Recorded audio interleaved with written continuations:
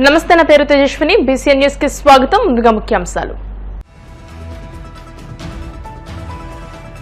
హిందువులంతా ఏకమైతే నాస్తికవాదులు పత్తా లేకుండా పోతారు. మురుగన్ భక్తుల మహానాడులో ఏపీ డిప్యూటీ సీఎం పవన్ పిలుపు.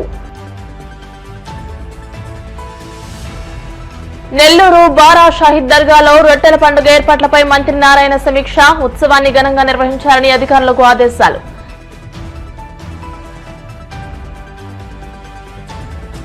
సింగయ్య మరణంపై ఎల్లో మీడియా క్షుద్ర రాతలతో వైసీపీపై విషం చిమ్ముతుంది. మాజీ మంత్రి అంబటి రాంబాబు ఆగ్రహం.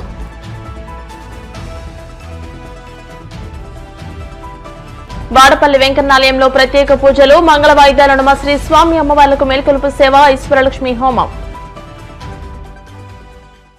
జనసేన అధినేత ఆంధ్రప్రదేశ్ ఉప ముఖ్యమంత్రి పవన్ కళ్యాణ్ తమిళనాడులోని మదురైలో నిర్వహించిన మురుగన్ భక్త సమ్మేళనంలో పాల్గొన్న విషయం విదితమే. మదురైలో పవన్ కళ్యాణ్ కు తొలుత అక్కడి బీజేపీ నేతల నుంచి ఘన స్వాగతం లభించింది. అనంతరం ఆయన వివిధ ప్రాంతాల్లోని మురుగన్ ఆలయాలకు వెళ్లి ప్రత్యేక పూజలు చేశారు.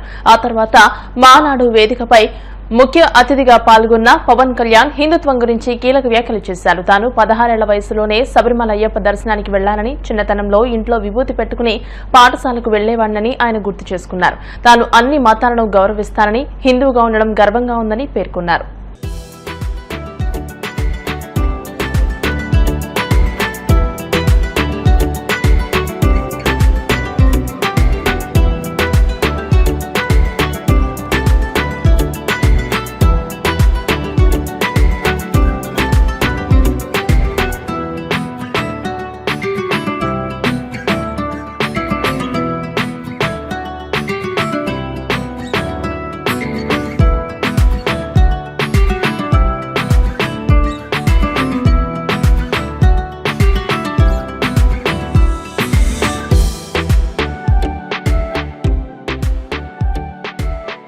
Country, being a Hindu, I'm not a fanatic Hindu, I'm a committed Hindu. I respect Islam, I respect Christianity. Only na kekirdenana, don't disrespect my Hindu dharma. Nam arampati ning edume sollading. This is my pleading. 2014లో ఒక party ప్రారంభించినప్పుడు తెలంగాణ హైదరాబాద్లో ఆ రోజు నేను అనుకోలేదు, Athens కంటే పురాతనమైన నగరం అయిన మదురైలో ఇన్ని లక్షల మంది జనం మధ్య తమిళ్లో నేను గౌరవించే నా తమిళనాడులో, నేను పెరిగిన తమిళనాడులో, నేను ఇష్టపడే తమిళ సంస్కృతి, నాకు సంస్కృతి బీజాలు పోసిన తమిళనాడు, తమిళ భాష, వీటన్నిటిలో నేను ఒకరోజు ఇక్కడికి వచ్చి ఎంతమంది గురువుల మధ్య, ఇంత పెద్ద మా హిందూ ముండని పెద్దల మధ్య, ఇన్ని లక్షల మంది ప్రజల మధ్య నేను ఇలాంటి రోజు ఒకటి వస్తుందని నేను ఎప్పుడు ఊహించలేదు. ఆ సభ ప్రారంభించినప్పుడు నేను నాకు ఇష్టమైన ఒక తెలుగు కవి ఆయన చదివాను. అది ఎందుకంటే నాకు సుబ్రహ్మణ్య భారతి గారి అచ్చమెల్లె అచ్చమెల్లె పోయం గుర్తొచ్చింది. ఇల్లేమో దూరం, అసలే చీకటి గడాంధకారం, చేతిలో దీపం లేదు, దారంతా గోతులు లోయలు, కానీ ధైర్యమే ఒక కవచం. పాదయో ఇరుట్ కైలే విளக்கு இல்லை, வீடோ நெடுந்தொலைவில், வழி முழுவதும் மேடு பள்ளம், மனதில் துணிச்சல் தவிர வேறு இல்லை, அச்சமில்லை அச்சமில்லை அச்சமென்பதில்லையே என்று மகாகவி பாரதி சொல்வாరే, அதுதான் తునైకి వందదు. నేను ఈరోజు ఇలా నిలబడగలుగుతున్నాను అంటే నాకు మురుగన్ చూపించిన దారి, ఆయనకి నా మీద ఉన్న అపారమైన భక్తి. ఆయన చూపించిన దారి ఏంటంటే ధైర్యం, వీరత్వం, ప్రేమతో నిండి ఉంటుంది. మురుగన్ చూపించిన దారిలో నడిస్తే విజయమే వస్తుంది, మంచి కోసం మార్పే తెస్తుంది. ఈ దారి కష్టమైనది, కానీ బలాన్ని ఇచ్చేది, ధైర్యాన్ని నింపేది, అనుకున్నది సాధించేది.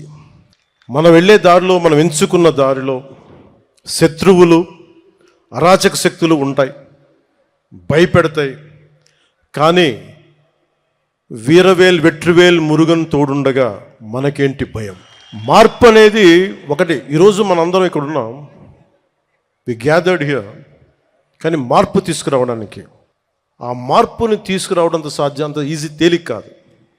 కానీ మనందరం కలిసికట్టుగా నిలబడి పోరాడితేనే వస్తుంది మనం అనుకుంటున్న మంచి మార్పు. இந்த காலத்துக்கு பொருத்தமான எனக்கு பிடித்த திருக்குறள் ஒன்று உள்ளது. அந்த குறள் சொல்கிறது, சுண்டலிகள் ஆயிரக்கணக்கில் படை எடுத்தாலும் ஒரு நாகுபாம்பு பார்த்து சீறினால் போதும், அந்த எலிக்கூட்டம் காணாத போய்விடும்.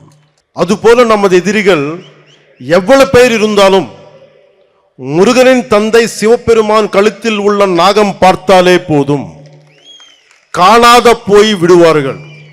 எனவே மாற்றம் வருவது உறுதி. Change is bound to happen. మార్పు తథ్యం. మనం అనుకున్నది సాధిస్తాం, మన ధర్మానికి నిలబడతామని తెలియజేసుకుంటాం.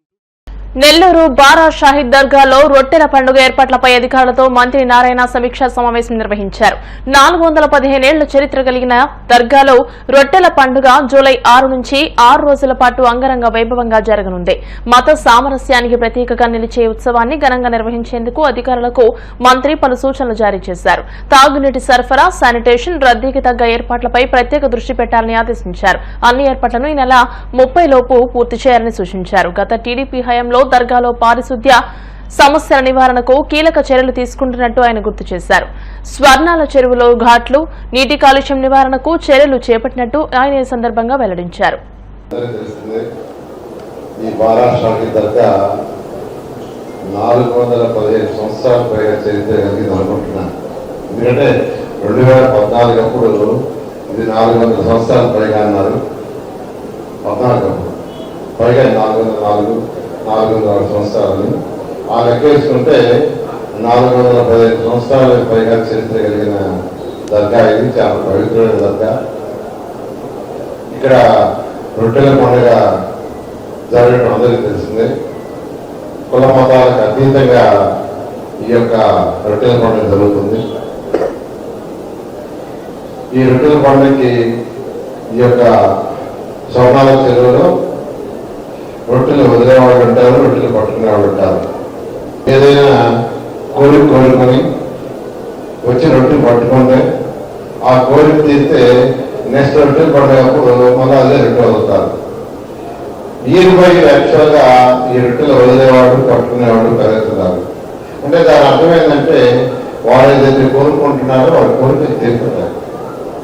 అంత పవిత్రమైన నమ్మకం కలిగిన ఈ పండుగని అజీజ్ గారు తీసుకొని ఇటు వచ్చారు. ఈసారి రొట్టెల పండుగని క్వాలిటీగా చేస్తాం, హైజీనిక్ గా చేస్తాం. ఇదంతా పవిత్రమైంది. మన జిల్లా కాదు, మన రాష్ట్రమే కాదు, ఇతర రాష్ట్రాలు, ఇతర దేశాల నుంచి కూడా భక్తులు వస్తారు అని చెప్పడం. ఆ రోజు మేయర్ అజిత్ మాట్లాడి అనేక మార్పులు తెలిపారు. ఫస్ట్ టైం అయితే వాటర్ క్లీనింగ్ ఫస్ట్ 14 అడుగులో 12 అడుగులో వాటర్ లెవెల్ పెంచుకున్నాం. వాటర్ లెవెల్ బాగా పెంచితే క్వాలిటీ పెరుగుతుంది. అదేవిధంగా మున్సిపల్ కమిషన్ చెప్పి వైట్ క్లాత్ ఇచ్చి ఆ క్లాత్ చిన్న చిన్న పురుగులు ఇవన్నీ కూడా వేయించాం. వచ్చి రొట్టెలు పట్టుకునేటప్పుడు వాళ్ళు చేసే అనేకమైన నీడలు వదులుతారు. అవన్నీ కూడా తీయడం జరిగింది. ఈ ప్రాంతం మొత్తం కంప్లీట్ గా చిన్న అగ్గిపుల్ల బండ తీసేయాలని ఆ రోజు ఆదేశించారు. ఆ రోజు ఎంతో మంది కార్పొరేట్లు కూడా పనిచేశారు. అది కార్పొరేట్ చాలా చాలా చాలా కష్టపడి చేశారు. దట్ మోడల్ అంటే ఎప్పుడైతే 1 year చేశారో అదే కంటిన్యూ అయింది. నెక్స్ట్ ఇయర్కి అదే చెప్పాను, ఒక చక్కటి ఘాట్ పెడతాము, అనేక దగ్గర ఘాట్లు ఉన్నాయని. అప్పుడు ఆ సెకండ్ ఇయర్కి ఒక కొత్త ఘాట్ పెట్టాము. మనం థర్డ్ ఇయర్ కొంత ఘాట్ ఎక్షన్ చేసాము.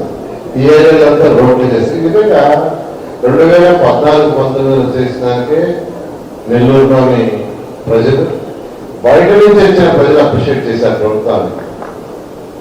బయట నుంచి, ఎందుకంటే అంతకుముందు వాళ్ళ పిల్లల్ని తీసుకొని వస్తే రెండోసారి పిల్లలతో వాళ్ళు ఎవరుంటారు.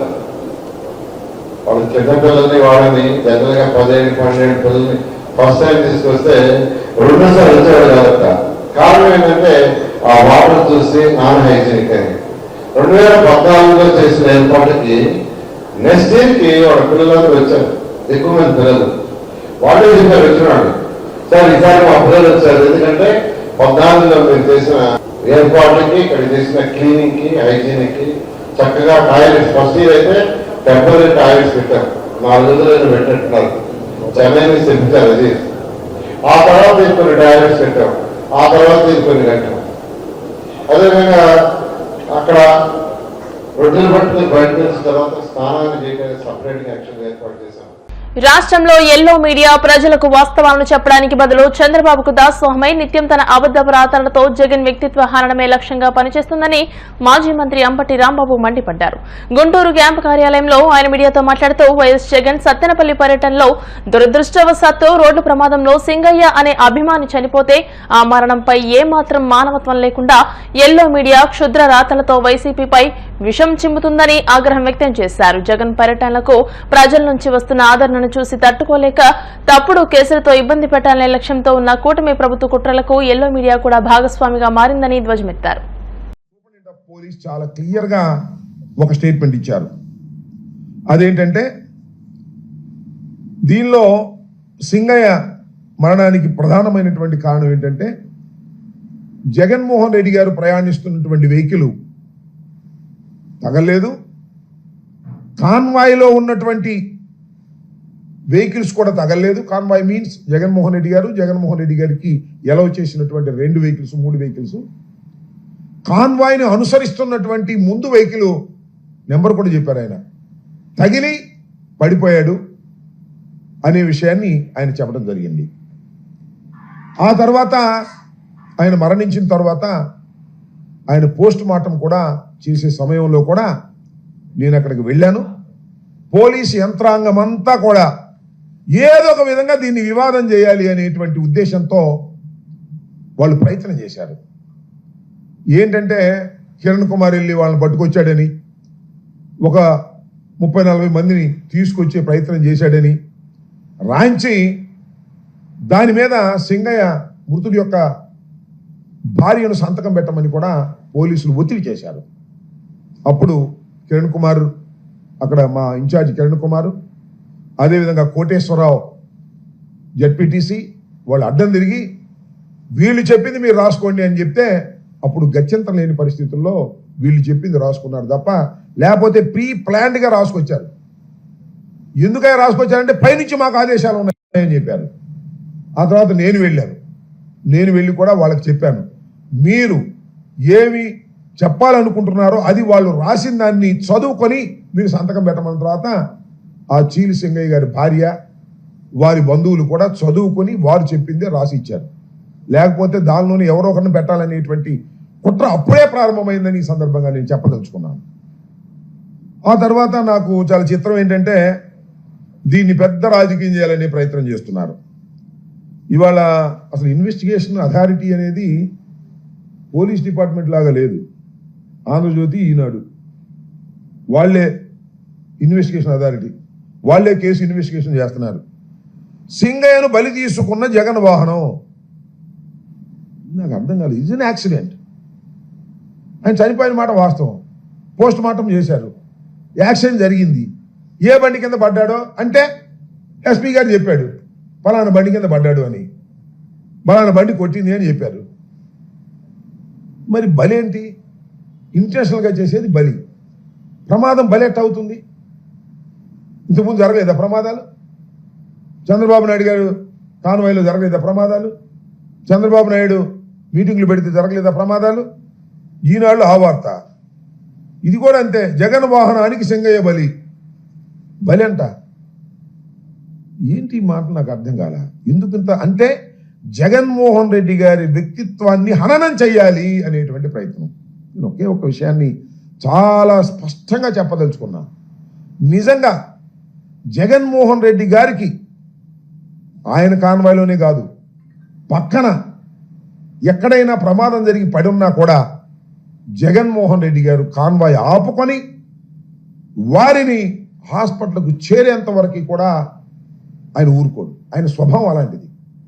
ప్రమాదం జరిగి రోడ్డు పక్కన ఎవరన్నా పడిపోతే నా వాహనానికి ఆయన వాహనానికి తగలని, మరో వాహనానికి తగలని, లేకపోతే మరొకటి జరగని, ఎక్కడ ఏం జరిగినా ప్రాణాపాయ పరిస్థితిలో ఉన్నట్టు ఆయనకి తెలిస్తే హాస్పిటల్కు పంపించి అప్పుడు మాత్రమే ముందుకు వెళ్ళేటటువంటి మనస్తత్వం కలిగినటువంటి వ్యక్తి జగన్మోహన్ రెడ్డి గారు. ఆయన దృష్టిలోకి రాకపోతే అది వేరే అంశం. వీళ్ళేంటి బలేంట నాకు అర్థం కాల. కేవలం జగన్మోహన్ రెడ్డి గారు కారు వేసుకెళ్ళి గుద్దేశాడు అనేటువంటి భావంతో మీరు ప్రయత్నం చేస్తున్నారు. ఇది దుర్మార్గం అని ఈ సందర్భంగా. ఇప్పుడు కాసేపు ప్రకటనలు.